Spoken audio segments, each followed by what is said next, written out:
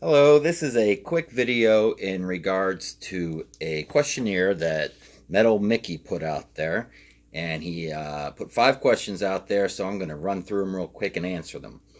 I might go a little bit out of order on how he asked them, though.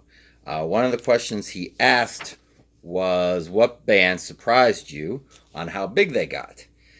And without a doubt, I got to go with this band. If someone would have told me in 2010, when I first bought their first album, that they would be as big as they are today, I would have told them that they were smoking crack.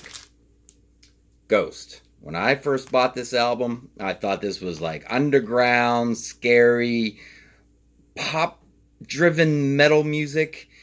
And it had this eeriness to it, and I thought it would just stay underground. But a few albums later, and they're playing to about 1,100 to 1,200 people a night. So that was very surprising. Another question that was put on the table was, what band did you think would be bigger than they actually were? And this might seem weird, but I am going with the same band, Ghost. They initially surprised me on how big they got. Once they got to that plateau, they're playing to about 1,100 people a night, I thought this album that came out last year would put them over the edge. I actually thought that Dance Macabre would go top 40. I thought that would be their single to put them into like an arena act, being an arena act playing to about 10,000. I'm surprised it wasn't a big hit on the radio, top 40 style radio, that is. So they surprised me on how big they got, but once they got to that level of playing to a few thousand, it surprised me that they're not playing to like 10 to 15,000. Another question put on the table was, what album holds the happiest memories for you? I gotta say, when I was 13 and I was just getting into rock music, this album, Pat Benatar's Get Nervous, that I have a lot of good memories in my bedroom, just dancing around the bedroom, air guitaring, playing it over and over and over again. I had to go through 3 cassettes, I believe, because I wore out every cassette. So I would just go to the department store down the street, and I would buy a new one, wear that one out, buy a new one, wear that one out. And I also have it on picture disc. So yes, that is happy memories for me.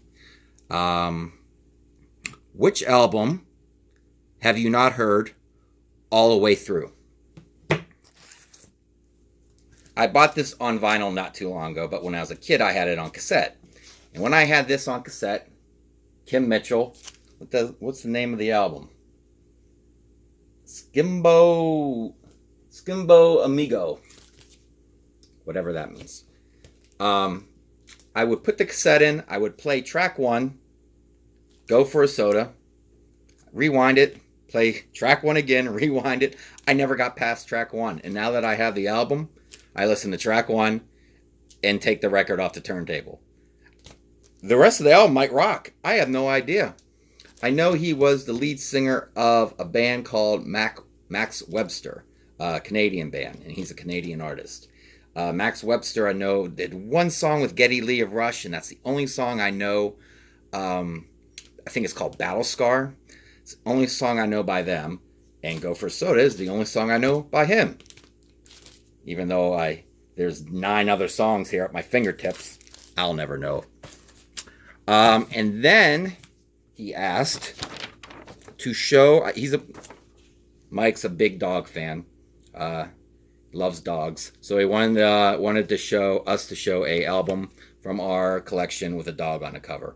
I figured a lot of people would go with Alice in Chains' self-titled, or maybe even Tusk by Fleetwood Mac. I went with the Distillers' first album with a very mean dog on the cover. It's a punk band. The female lead singer was Brody Armstrong.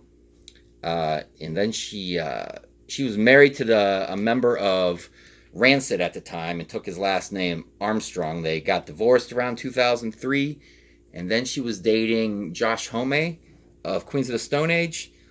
She's now known as Brody Dale. And the Distillers, I believe, just got back together not too long ago, and I think there's a new album coming out sometime soon. But that is my dog cover for this.